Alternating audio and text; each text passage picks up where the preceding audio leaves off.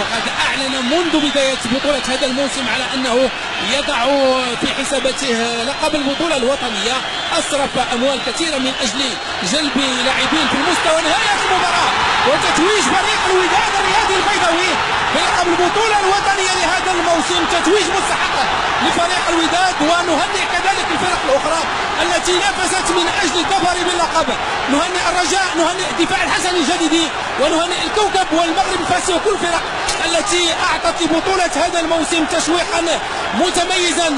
هنيئا لفريق الوداد باللقب رقم 12، وهنيئا لجماهير الوداد التي حجت للمركب الرياضي محمد خامس من أجل التتويج، من أجل إضافة لقب آخر لرصيد الوداد، من أجل مصالحة الجمهور مع الألقاب.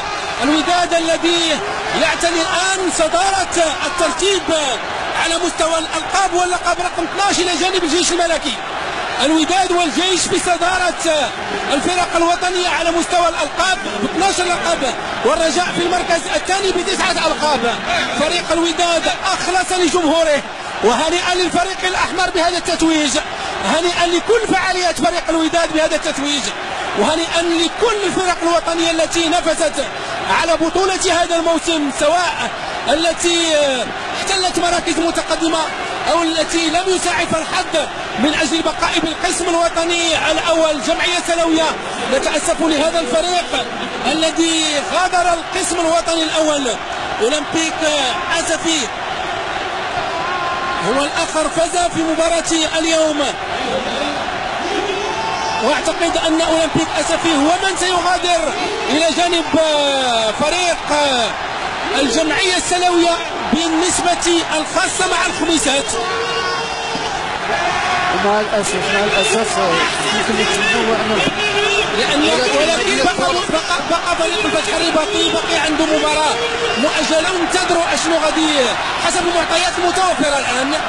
ففريق اولمبيك اسفي هو من سيغادر القسم الوطني الاول الى جانب فريق جمعيه سلا. كل فعاليات الوداد تحتفل هنا بالمركب الرياضي محمد الخامس بفوز الفريق الاحمر بلقب البطوله الوطنيه. هنيئا للوداد، هنيئا لوداد الامه، وهنيئا لجماهير الوداد بهذا التتويج المستحق، تتويج الذي نضلت من اجله طيله دورات هذا الموسم.